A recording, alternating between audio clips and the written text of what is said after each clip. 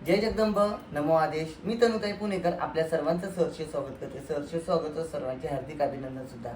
मागील भागामध्ये देवीला निद्रा कशी द्यावी, त्याचबरोबर देवींना राशीमध्ये कशा पद्धतीने निद्रा ठेवावी ह्या आपण व्हिडिओ पाहिला होता व त्या व्हिडिओला तुम्ही सर्वांनी भरभरून सपोर्ट दिला व सर्वांनी पाहिला. यासाठी मी सर्वांचे हार्दिक अभिनंदन सुद्धा करते.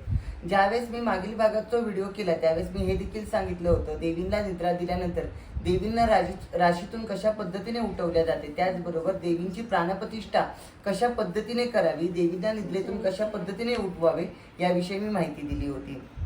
आता देवींना प्राणप्रतिष्ठा करण्याकरिता आपण मगाशी जसं पाहिलं की आता ह्या पद्धतीने आपण गणेश पूजन, त्याचबरोबर वरुण पूजन, त्याचबरोबर कुलदैवत, ग्रामदैवत, इष्टदैवत यांचे आपण इथे पूर्णत्व चौरंगावरती आसन दिलेलं आहे. 27 नक्षत्र, अष्टभैरव, महाकाली, महालक्ष्मी, महासरस्वती ह्या देवतेंचं आपण इथे आसन करून घेतलेलं आहे. ह्या देवी देवतांना आपण इथे विराजमान केलेलं आहे, आवाहन केलेलं आहे. हे आवाहन पूर्ण झाल्यानंतर आता आपण देवींना निद्रेतून उठवत आहोत. आता देवीला निद्रेतून कशा पद्धतीने उठवल्या जाते व देवीला आरसा कशा पद्धतीने दाखवला जातो हे आपण या भागामध्ये पाहणार आहोत. त्याचबरोबर देवीचा हवन विधी, त्याचबरोबर देवीला आपण जे काही मंत्र उच्चारण कशा पद्धतीने द्यावं हे आपण या भागामध्ये पाहणार आहोत. तर हा व्हिडिओ तुम्ही सर्वांनी शेवटपर्यंत पाहावा. त्याचबरोबर या व्हिडिओच्या शेवटी लाईक करा, सबस्क्राईब करा. त्याचबरोबर तुमचे जे काही मत असेल किंवा तुमच्या ज्या काही कमेंट असतील त्या आमच्या कमेंट बॉक्समध्ये करायला विसरू नका. तर हा व्हिडिओ सर्वांनी शेवटपर्यंत पहा व आता सर्वांनी पाहूया देवीला निद्रेतून कशा पद्धतीने उठवावे. चला, तांब्याचे सर्व प्रकारचे धातू आहेत, हे सगळे धातूच्या मूर्त्या आहेत.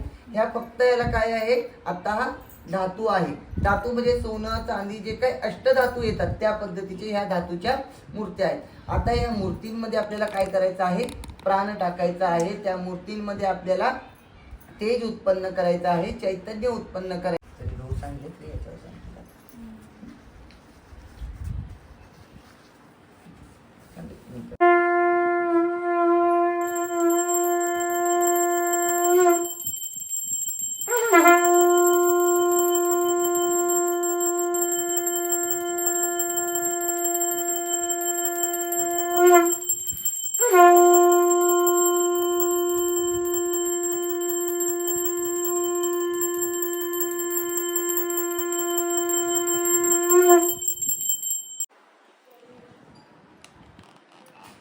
आता वर बघ, फक्त आरशामध्ये तुला दिसतंय का? आरशात डोळे दिसतायत का? हा, दिसतायत. आरशात बघायचं.